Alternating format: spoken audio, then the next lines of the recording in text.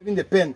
So it means you don't get your pen, you don't fix all things, you can't put and you leave and make cold before you put your snails inside. So this was how it was supposed to be. I think it will sift out this soil, move this soil. So all that you know is people don't understand and say now one of the reasons that is snail be die and why we get difficulty. You not sift out the soil one. That sift right turn as soon as take away plenty farmers and they need to use them. But if you get train system. The first reason why I attended this program because as meat. Yeah. I take it as meat, I take it as a drug. Okay. One, it helps me for fertility, so it was prescribed by a doctor. But it has a certain quantity that I have to take and the way I have to prepare it to use it as a fertility drug. What is the way forward after this training for you? Yeah, I will first of all say I'm very grateful because when I was linked for this program, I said, wow, it's something I've actually longed for. And I was somewhat excited to come for the program.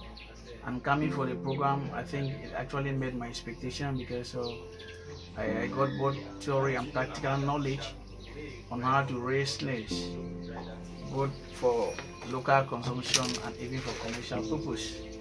And I think the organization should continue in this very manner because they did free of charge. They didn't collect anything from us. So I think it's really charitable or something. So I wish that they continue in the same way because they'll be helping a lot of Cameroonians out there. Thank you very much. For me, I'm overwhelmed. I'm really happy.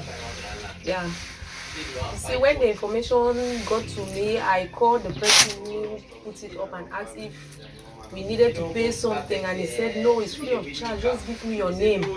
And I forwarded my name. This morning they are the ones who woke me up from bed, reminding me of the program. So I'm so glad to have an organization that is out to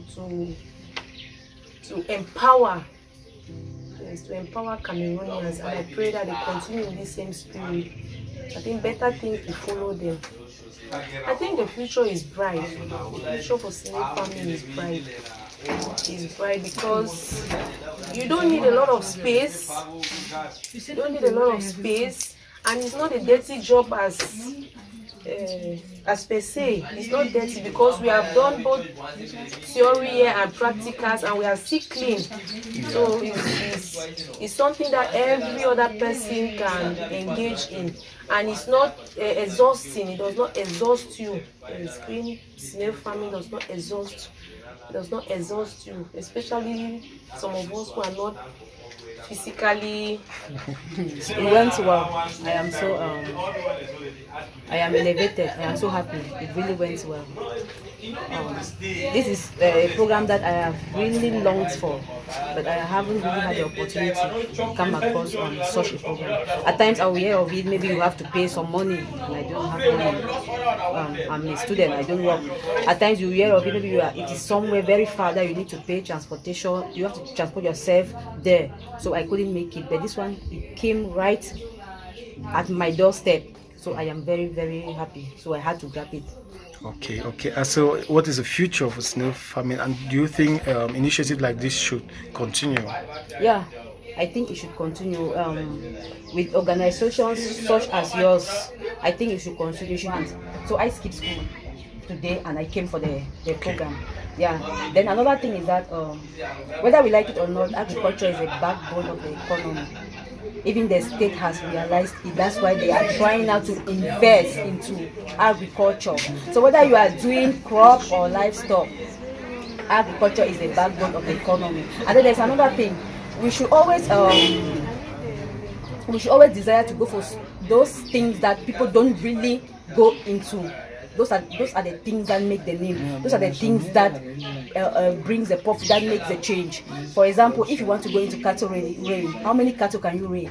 Do you have enough grass, enough pasture? If you want to go into piggery, do you have the land, the resources to buy food, and then those treatment, veterinary? If you want to go for poultry, do you really have that big resources? But when you go into non-conventional livestock, what do I mean by non-conventional livestock?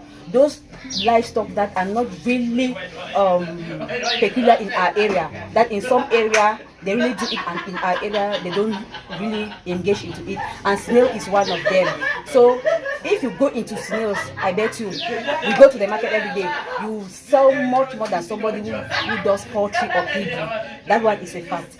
Okay. Yes, it's a fact. I have people who consume snail more, but they don't consume. You hardly see them buy chicken or buy pork or buy meat, but they consume more of snails. I myself, I am not a fan. I don't really consume much, but I have siblings, family who consume so much snails, and that is one of the driving force that is pushing me to come for this program, so that I can do it, satisfy their needs. Then I go to my community. I also impact them. Yeah. Wow. So I am really happy with the program. The program, it was a success, okay. And I pray that you people should organize more of these programs. It was so nice. People were inspired. People got motivated to go into snail farming. Yeah, the trainers were in fact, they were so experienced that from what they did, people got so motivated that everybody wants to start snail farming. Yeah, actually, snail farming is so good, because when you look at our livestock sector, you discover that the genome of most of the livestock has been tampered with. But with snail, really much hasn't been done with snail, so the genome hasn't been tampered with. So it's more organic, it's pure when compared to other livestock.